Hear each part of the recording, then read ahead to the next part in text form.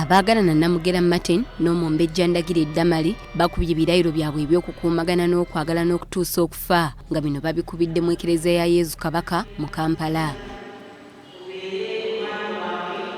Oluvannyuma bano bagattiddwa mu bufumbo obutukuvu era ng'omukolo guno gukoleddwa Reverend Father Remigius Sserugga.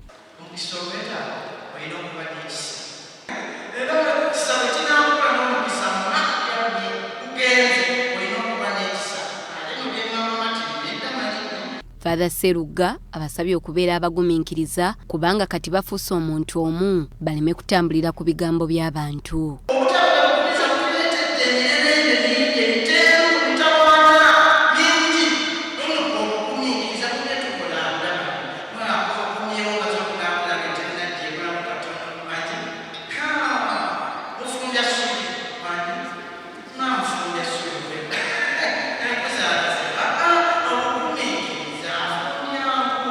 Oluvudde mu Ekereziya bwe batubolekedde Lubaga gye basembereza abagenyi baabwe era wano Omulangira David Kintu Wasajja naye talutumiddwa mwana.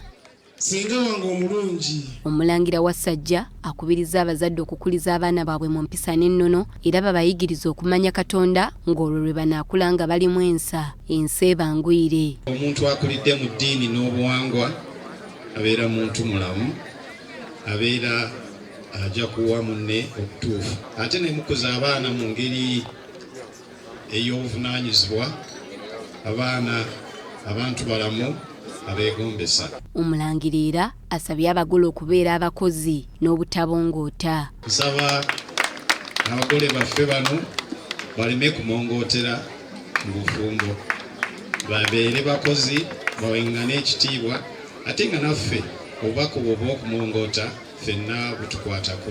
Abazadde b'abagole babasibiridde entanda ne babalabula ku bigambo nti bwe babigenderako kyanditabula obufumbo bwabwe. Kwe kusookera ddala batye Katonda, Katonda bamwekwase mu bufumbo bwabwe n'okwagala ennyo eggwanga lyabwe. Ate baba n'obuzibu bo bombi babagambye nti no bw'ogattamu third party obufumbo bufa, so balina okimala bonna. Kye mbasibirira ze mpisa n'okugonderera abaami baabwe n'okuzza ennono mu kika, ennono mu bufumbo. Doreen Nakajiri ne Tony Kitenda, BBS Telefina, Gamboze.